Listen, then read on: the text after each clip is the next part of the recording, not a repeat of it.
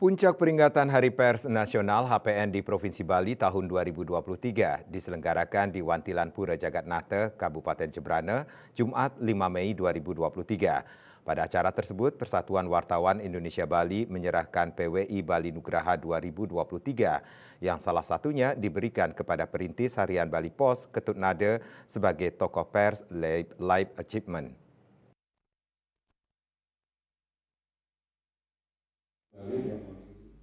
Penghargaan ini diberikan pertama kali dalam peringatan HPN di Provinsi Bali dan melalui seleksi yang ketat dengan melihat ketokohan, kesetiaan, dan dedikasi dalam memajukan pers di Bali.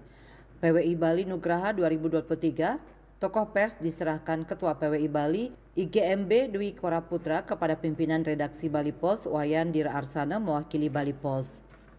Dewan Penasihat PWI Bali Budi Harjo mengatakan tokoh pers sangat layak diberikan untuk almarhum Kanada dengan ketokohan dan kesetiaan serta dedikasi dalam memajukan pers di Bali. Sejak umur 17 tahun di masa perjuangan kemerdekaan RI hingga akhir hayatnya, Kanada mendedikasikan dirinya dalam memajukan pers.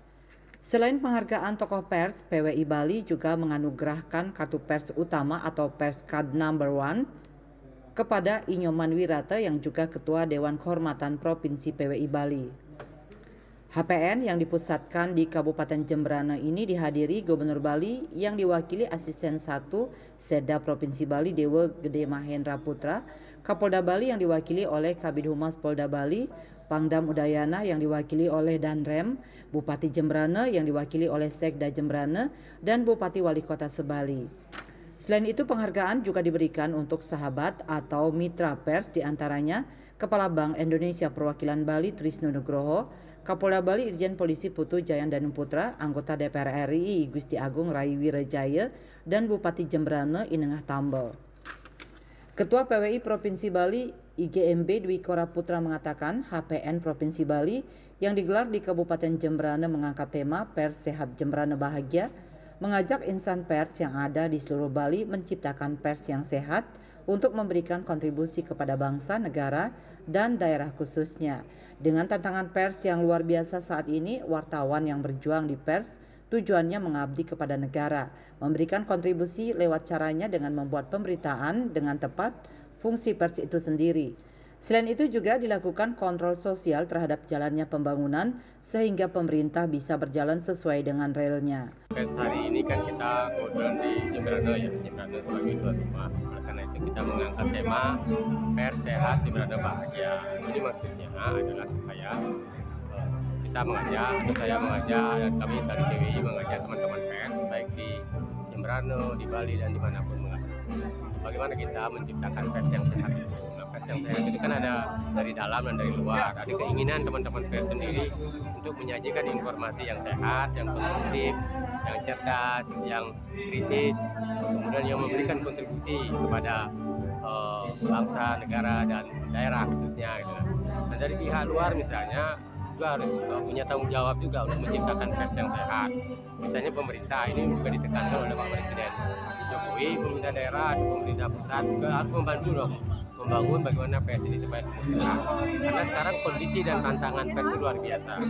Jadi teman-teman yang berjuang di pers itu adalah tujuannya untuk mengabdi kepada bangsa dan negara, memberikan kontribusi lewat caranya, lewat pemberitaan yang disampaikan dengan 4 fungsi pers itu sendiri.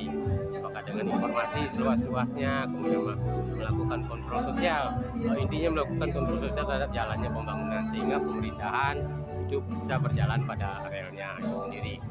Jadi intinya adalah bagaimana kita menciptakan pers yang sehat. Nah, dengan menciptakan pers yang sehat kita juga ingin berkontribusi agar pemerintah Kabupaten Jembrana nanti mencapai apa yang dicita-citakan, yaitu Jembrana bahagia. Kalau kita persnya ikut-ikutan kalang kabut dan sebagainya memberikan pemberitaan yang tidak baik kepada masyarakat atau membuat kegaduhan, itu kan akan mengganggu bagaimana jalannya pemerintahan itu sendiri.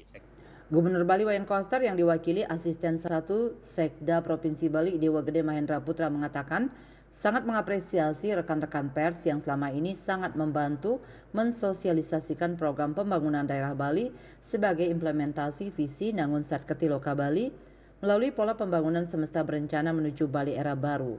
Pers juga berkontribusi dalam upaya kebangkitan ekonomi Bali dengan promo potensi ekonomi modal, pembangunan infrastruktur dan turut mensukseskan event G20 di Bali. Surya Dharma, Bali Pos.